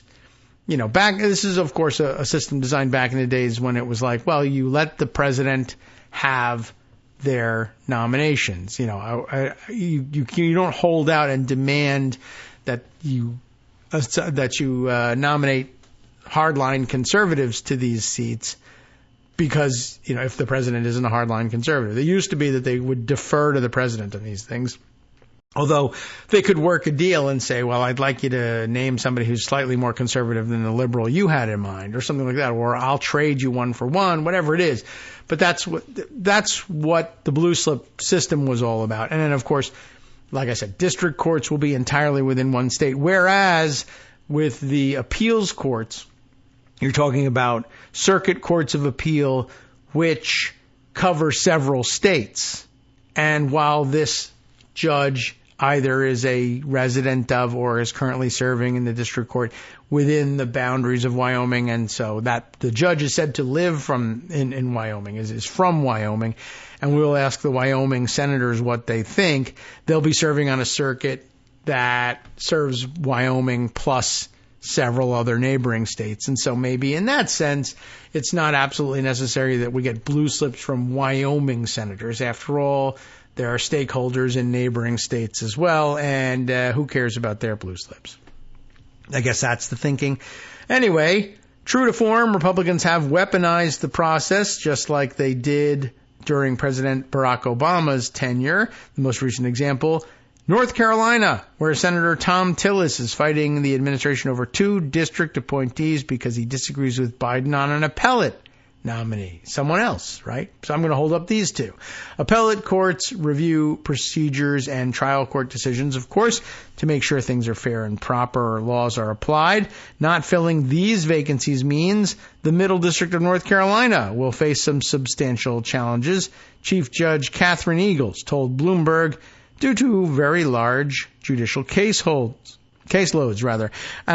While our efforts will slow down the development of a civil backlog, The longer the vacancies last, the harder it will be, Eagles said. In other words, justice will be delayed and thus denied, at least for some North Carolinians. In Mississippi, GOP Senator, and there is one, named Cindy Hyde-Smith. Do you remember that she exists? Well, she held up Biden's nomination of Scott Colum, C-O-L-O-M, from the day it was announced. When was that? October 14th, 2022. His nomination expired in January of this year, and he hasn't been renominated. The vacancy he was intended to fill has been open for more than 1,000 days, thanks to Hyde-Smith. Her reason for opposing the nomination? Well, Colum had support from progressive organizations. Yeah, those were the sorts of things that even, opposition party senators used to say as well. You let the president is entitled to his nominees. That's the way they used to approach these things. The state's other senator, Roger Wicker, returned his blue slip and supported the nomination. But since no one had ever heard of Cindy Hyde-Smith, she figured she could do the dirty work. Even the least conservative of the GOP senators, Alaska's Lisa Murkowski, is resisting approving district court judges. The state was recently rocked by the resignation of one of its 3 district judges, Joshua Kindred, a Trump appointee, over, you'll never guess, sexual misconduct allegations. And you wouldn't guess because, of course, the person actually resigned. That is pretty surprising all by itself. Another 3 seats have been vacant since 2021, leaving just 1 active judge and 5 senior judges who are semi-retired for the entire state. Murkowski and her colleague Dan Sullivan told the Anchorage Daily News that they are moving cautiously to fill both open seats. These vacancies in Alaska and Mississippi have created a judicial emergency in district courts in those states, according to the Judicial Conference. The conference defines an emergency as where a combination of caseload and length of vacancy puts a strain on the courts and where there is only 1 active judge. Oof.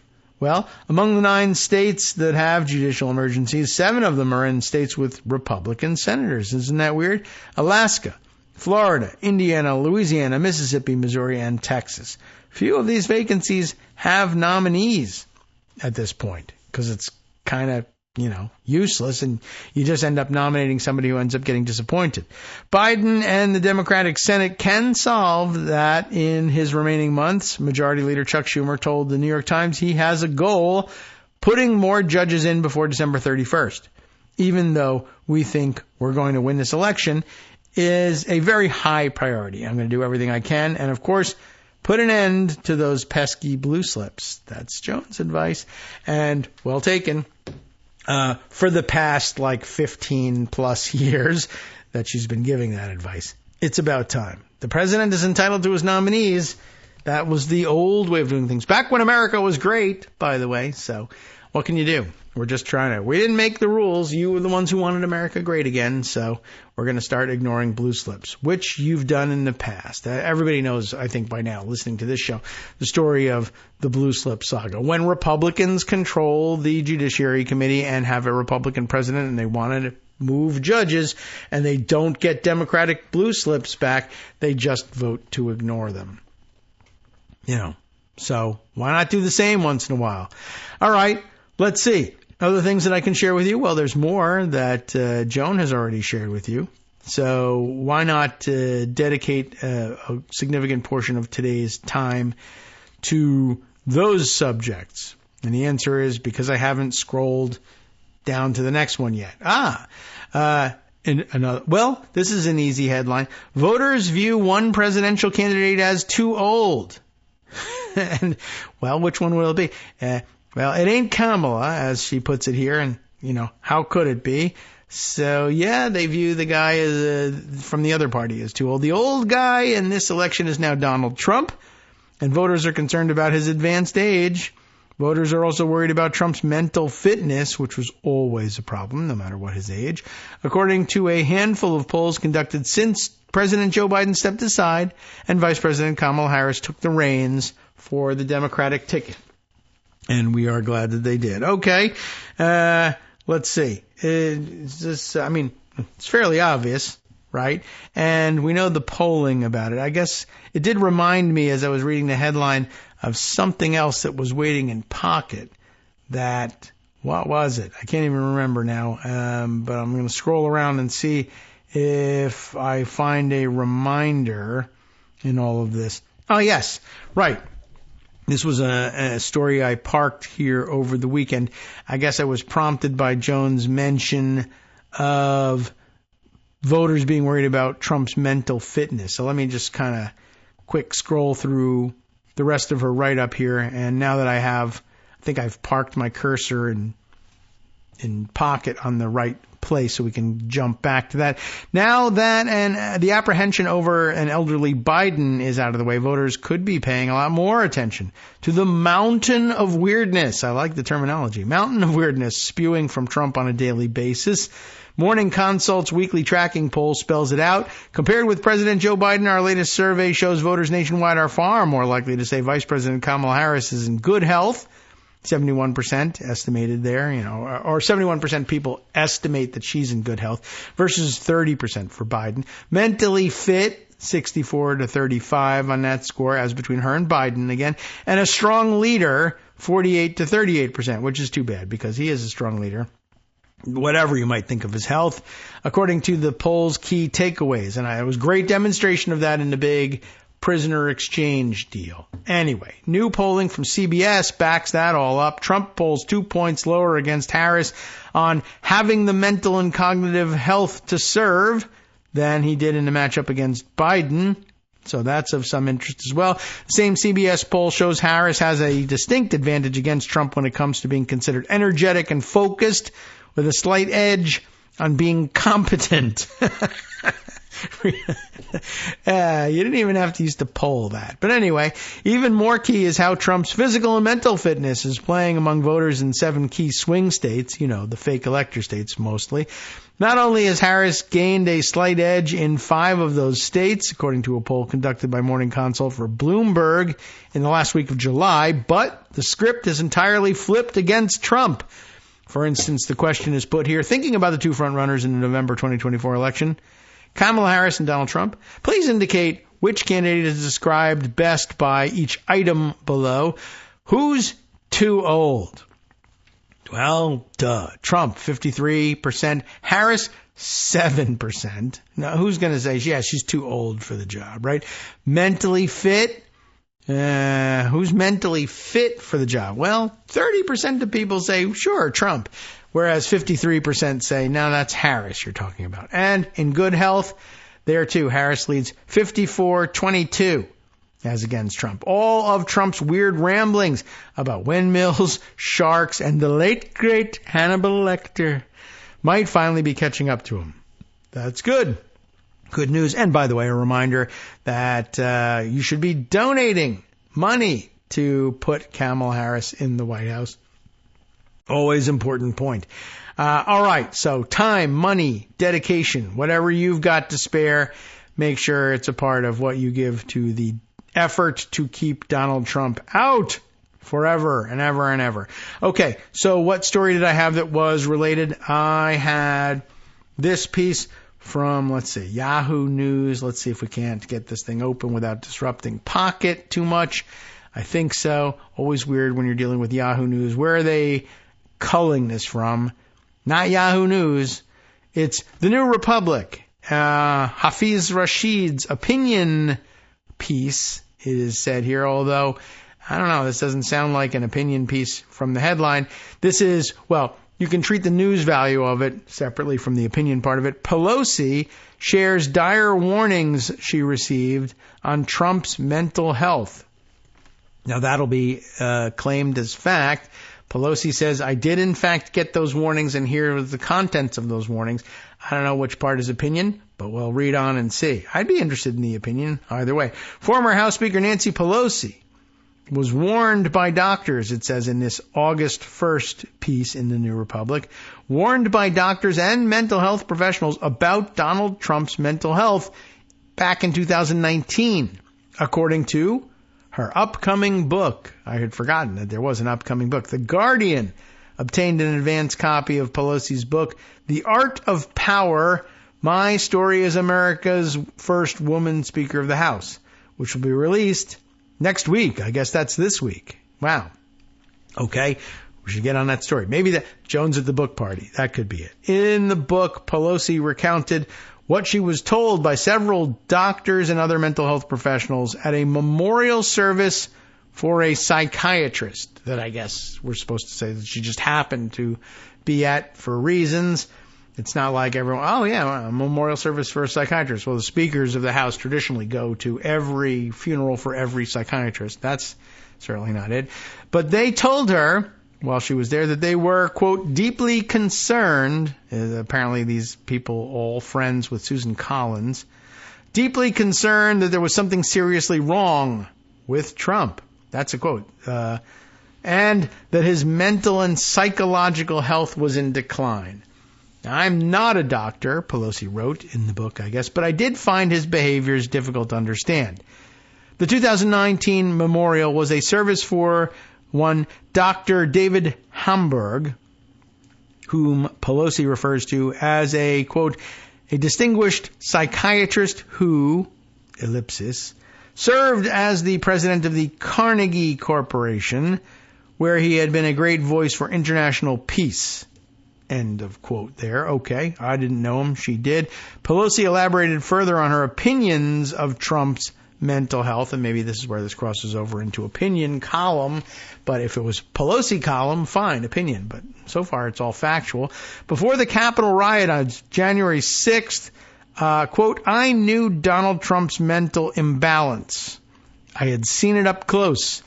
His denial and then delays when the COVID pandemic struck, his penchant for repeatedly stomping out of meetings, his foul mouth, his pounding on tables, his temper tantrums, his disrespect for our nation's patriots, and his total separation from reality and actual events. His repeated, ridiculous insistence that he was the greatest of all time, Pelosi wrote, and that really kind of sums it up. Pelosi also described how Trump's staff members, such as Mark Meadows, Trump's final chief of staff, I hope that remains the case, allowed Trump to listen in surreptitiously on private meetings with congressional leaders, causing Pelosi to ban cell phones from her meeting rooms on Capitol Hill.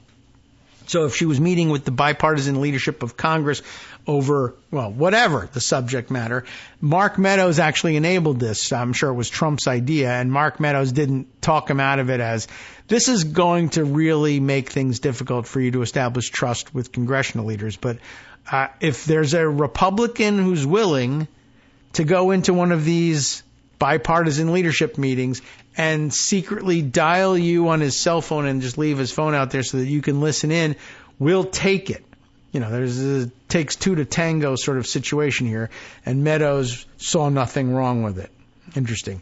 She also wrote about Trump calling her on the phone, sometimes late at night, including one call where Trump told her that missile strikes he had just ordered against Syria. Okay, so he's just ordered missile strikes against Syria, and those missile strikes are Barack Obama's fault. Not exactly sure why they would be at all and what sort of connective tissue he had there, but even if he thought that, and even if that thought made sense, why call Nancy Pelosi with it in the middle of the night? I don't know. Certainly to alert her to the fact that the strikes were taking place, yes, that's a legitimate function. To call and blame it all on Barack Obama, you can keep that to yourself. Tell me that the missile strike happened, keep me informed, and then go have a tantrum elsewhere. Pelosi told him, look, it's midnight. I think you should go to sleep. True. On January 6th, Pelosi said that she was calm because she was, quote, already deeply aware of how dangerous Donald Trump was, unquote. Interesting. I don't know if I believe it, but I'm sure she was deeply aware of how dangerous Trump was. I don't know whether that really results in calm during January 6th, but maybe. I wasn't there with her. She was in a secret location. And people like Murdery Trader Green and Lauren Boebert were doing their best to reveal that location to the rioters. But okay. She wrote that she realized that she had, quote, more respect for the office of President of the United States than Trump. It was clear to me from the start that he was an imposter and that on some level he knew it. That is an interesting quote. Pelosi's remarks show that Trump's ongoing cognitive decline isn't something new and, in fact, was noticed by those around him years ago. In recent months, he's confused members of Congress. He's fumbled during speeches, each of these things linked, of course, and gone on incomprehensible rants. I kind of want to look and see which members of Congress he confused and what ranks for, which incomprehensible rant would you bother linking to? I'm curious. And he's made enough gaffes for critics to make brutal supercuts. That's an unusual standard, but it's a very online one. Pelosi's new revelations show just how much his mental state may have put the country in danger when he was president and serve as a warning that another presidential term would likely be worse. I mean, that's an easy enough conclusion. And by the way, does everybody know what they mean by making brutal supercuts? It occurs to me that, not all of us are youthful enough and online enough to figure out exactly what that means. But those are the YouTube mashups of, multiple clips illustrating the same thing, and you smash them all together and show how often Donald Trump says dumb stuff like ram the ramparts, take over the airports, etc. You mash all that together in a big super cut, as they call it, a big compilation of all of those things, whether they're stupid things or not. But in Donald Trump's case, it is. I'm curious which members of Congress he confused. I want to follow that link. That also brings us to the New Republic via Yahoo News. Robert McCoy reporting July 29th of this year. Cognitive decline. Trump makes major slip up in attacking Ilhan Omar. I think I heard about this one in passing, but let me just check into it. At a Minnesota rally on Saturday, this was again end of July, Trump confused Representative Ilhan Omar for another Muslim woman of Congress. Michigan Representative Rashida Tlaib. I see. Ilhan Omar, Trump began in a rambling speech. She went to a speech when I was first running. This lunatic was in the audience. She started screaming. I said, who the hell is that? And it's the same crazy person that I watch every night. She's nuts. Omar responded to Trump's remarks on Twitter, writing, Trump telling dangerous anti-Muslim lies is nothing new, but I've never attended one of his speeches. He's lying again or losing his memory.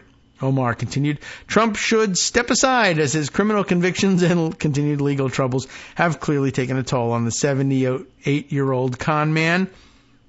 Shedding some light on the matter, The Independent reported that it was not Omar but Tlaib who interrupted Trump's 2016 speech. It did happen, I guess, at the Detroit Economic Club prior to her election to the House. And I know they'll point to that and say, see, she was crazy even before she got there.